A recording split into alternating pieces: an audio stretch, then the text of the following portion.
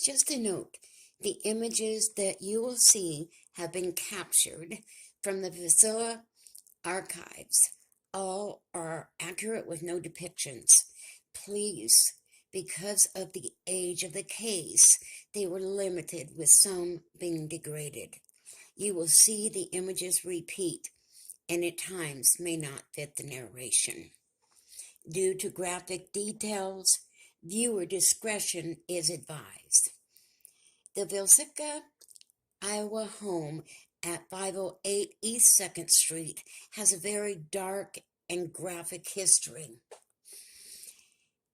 8 people were found dead inside this home. Each one was brutally beaten with an axe. With few suspects at hand, this case has never been solved. Today, we are going to look at this home and its history.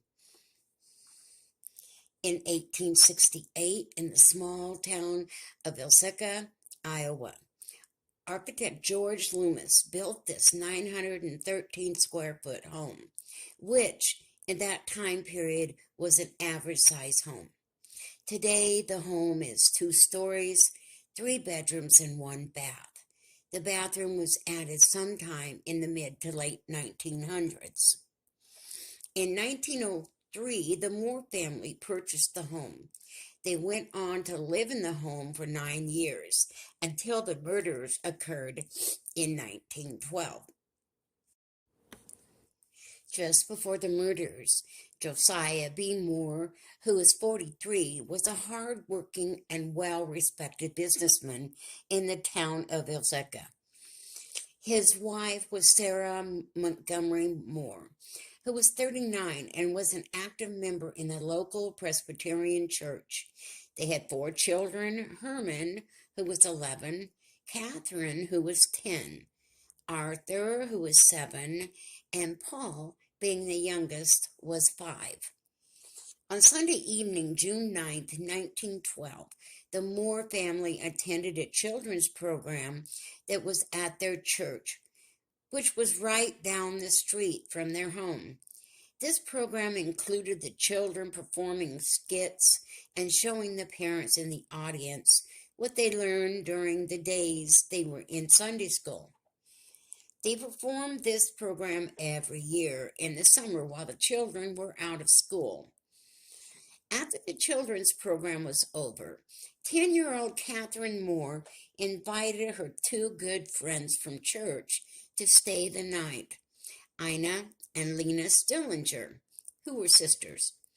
They walked and made their way home about 10 p.m. that night and would hang out for a bit before all going to bed. The following morning, at approximately 5 a.m., Mary Peckham, the Moore's next-door neighbor, stepped into her yard to hang laundry. At approximately 7 a.m., she realized that not only had the Moores not been outside, nor the chores begun, but that the house itself seemed unusually still. Between 7 and 8 a.m., Mary approached the house and knocked on the door. When she received no response, she attempted to open the door, only to find it locked from the inside. After letting out the Moore's chickens, Mary placed a call to Josiah's brother, Ross Moore. It was unsettling, as the Moore family was very active every day. Even the Stillinger sisters' parents called the Moore's house several times, trying to figure out why they were not home and ready for school. Keep in mind, in a small town like this, it was very common for neighbors to look out for one another, and you kind of pick up on people's routines. Ross came by as fast as he could, and when he got to the Moore's house, he knocked on the door and shouted, "Hey, it's me, Ross. Is anyone home? Let me in." Just as before, no one answered. So as Mary and Ross stood on the front porch, Ross then reached in his pocket and grabbed his spare key that he had and would unlock the front door. He then proceeded to walk inside the home as Mary stood on the porch by the front door. Ross walked through that kitchen and into the living room and saw that the door to the bedroom was closed. He opened the door and, to his surprise, he saw the two Stillinger sisters, Ina and Lena's lifeless bodies laying on the bed in a pool of blood. In a panic, Ross shouted to Mary, "Call Hank Horton." Hank was a marshal at the time. When the marshal arrived, he searched the whole house, while Ross and a couple neighbors waited outside. Not long after Hank searched the home, he came out of the house and approached Ross to tell him that everyone's dead. Ross was devastated. After Marshal Horton searched and inspected the house, he called a doctor to come inspect and take care of the bodies. The marshal concluded that the two sisters and the Moore family of 6 were brutally beaten to death by an axe that was found in the first floor bedroom by the bed, where the two sisters, Ina and Lena, were found along with a low burning lamp. They found that all the windows, mirrors, and the faces of the deceased bodies in the house had been covered by sheets and clothes. They also noticed that there wasn't any blood that went from room to room. They did find one blood spot in between the parents' rooms and the children's rooms, but other than that, the blood was contained in each room, with a chute that was in the parents' room that looked like it filled up with blood and was knocked over, causing blood to spill everywhere. There were blood splatters all over the walls and ceilings, and the beds were just drenched in the victim's blood. In the parents' room where Joe and Sarah slept, there was a large gash in the wall on the side that Joe was sleeping, indicating that the killer had hit that wall as he was swinging the axe. After inspecting the bodies, the doctors claimed that the murders would have taken place between midnight and 5 a.m. They would go on to find one clue that would really stand out to them. They found 2 cigarettes on the floor in the attic that had been smoked.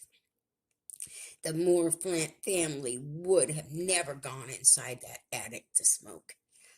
They also figured out pretty quickly that the killer was a man and was left-handed by reviewing the blood splatter and the way the victims were struck with the axe. The town got together and pitched in money to quickly hire bloodhounds to sniff out a trail to find the killer. But they had no luck and were not able to find anyone. The murder weapon was left leaning against the wall in the bedroom of the Stillinger sisters, as well as an uncooked slab of bacon. The killer had attempted to clean the blade from the evidence shown. It was said that the killer had entered the home while the Moore family was out attending the children's program at their church. The killer waited quietly in the attic for the Moore family to come home and go to sleep. As he was waiting in the attic, he was holding an axe that he had taken from outside the home that Joe used to cut firewood. He also had a small lamp that would give off just enough light to see, but not too much light to light up the room. Once everyone was asleep in the house, the killer quietly opened the attic door and made his way out of the attic through the closet and into the bedroom where Joe and his wife Sarah were sleeping. Lighting the way with the small, slow-burning lamp, he set the lamp down on the dresser, gripping the axe with both hands, and struck Joe in the head.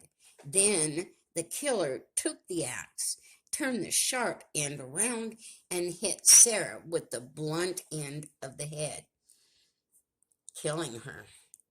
Once they were deceased, the killer picked up the lamp that was on the dresser and made his way into the children's room. He set down the lamp and he took the blunt end of the axe and killed each child, one by one, until they were all dead. Then the killer made his way back into Joe and Sarah's room many more times. The killer brutally slashed Joe with the axe many times, so many that Joe would not be recognizable. Joe ended up receiving more blows by the axe than any victim in that house. The killer hit Joe so many times that as he was drawing the axe back, he hit the wall behind him, leaving a big indentation. In the process, the killer had knocked over a shoe that was filled with blood while he was killing the children in the other room. After the children and parents were dead, the killer quietly made his way downstairs, lighting the way with its lamp. When he got downstairs to the kitchen area, he turned right and headed into the living room. He headed into the bedroom where Ina and Lena were sleeping. The killer ended up killing Ina first, again using the blunt end of the axe. Then Lena woke up and in a panic, wrestling against her attacker.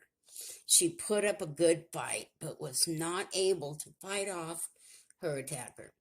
The killer beat and assaulted her before killing her with the axe.